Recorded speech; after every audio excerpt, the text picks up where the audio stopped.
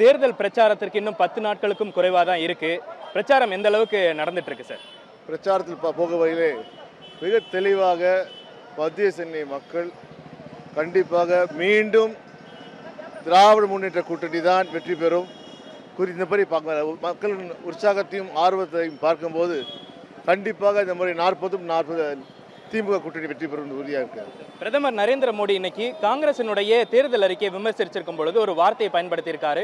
முஸ்லீம் லீக்கினுடைய அந்த சின்னம் போல இருக்கு, அந்த கட்சியினுடைய தேர்தல் அறிக்கை போல இருக்குன்ற ஒரு வார்த்தையை முன் வச்சிருக்காரு. இது எப்படி பாக்குறீங்க? அது தொடர்ந்து பார்த்தீங்கன்றால் பாஜக கொள்கையே பிரிவினைவாதம் தான்.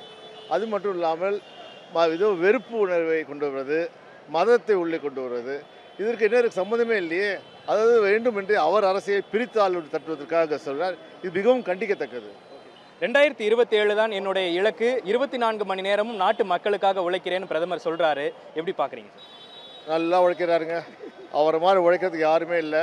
அவர் மாதிரி நடிக்கவும் ஆள் இல்லை, அதே அவர் மாதிரி ட்ரெஸ் சேஞ்ச் பண்ணவும் ஆள் இல்லை. இன்னும் வேண்டாம். இப்போ நாளைக்கு சென்னைக்கு வரார். இப்போ எங்கள் பிரச்சாரத்துக்கு போது திருவிக குடியிருப்பு பகுதியில் வந்தோம். என்ன பண்ணியிருக்காங்க, பனங்கல் பாக் சாலை இருக்குங்களே, தியாகராஜ சாலை ஃபுல்லாக இருக்க எல்லா மரத்தையும் வெட்டியிருக்காங்க. அதாவது இருக்கு முதல்ல யார் அனுமதி பெற்று மரங்களை வெட்டுகிறார் என்று தெரியவில்லை. பிரதமர் வருகிறார் என்பதற்காக மரத்தை வெட்டலாமா? நம்ம அது குறிப்பாக சென்னையில் மரம் வளர்வது இவ்வளோ கஷ்டம், மரத்தை வெட்டுகிறார். அது மட்டும் இல்லாமல் பார்த்துக்கின்றால் திருவிக குடியிருப்பு இருக்குது, குடிசை மாற்று குடியிருப்புக்கு அங்கே மக்கள் தங்குகிறார்கள்.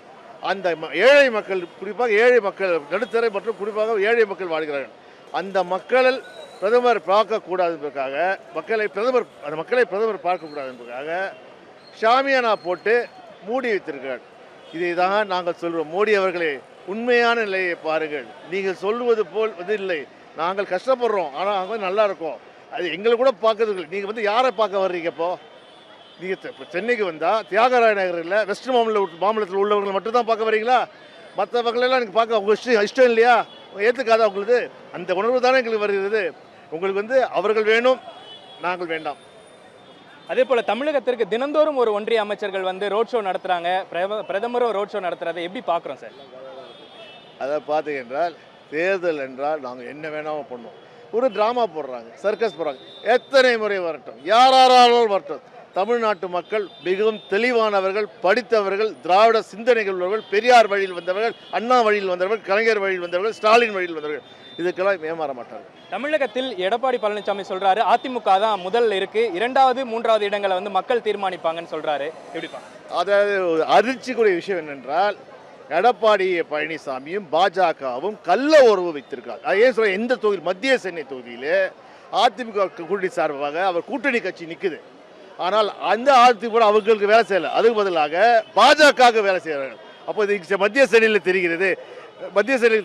இது இவ்வளவாக கீழ்த்தரமாக வெளியே சொல்லும்போது நாங்கள் கூட்டணியில் இல்லை, ஆனால் உண்மையில் கூட்டணியில் சொந்த கூட்டணி கட்சிகளுக்கு துரோகம் செய்வதுதான் எடப்பாடி.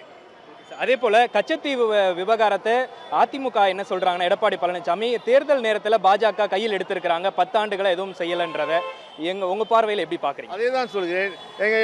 நீங்க எடப்பாடி இருந்தீங்களே, அவங்களுக்கு கூட்டணியில் இருந்தா நீங்க என்ன பண்ணீங்க?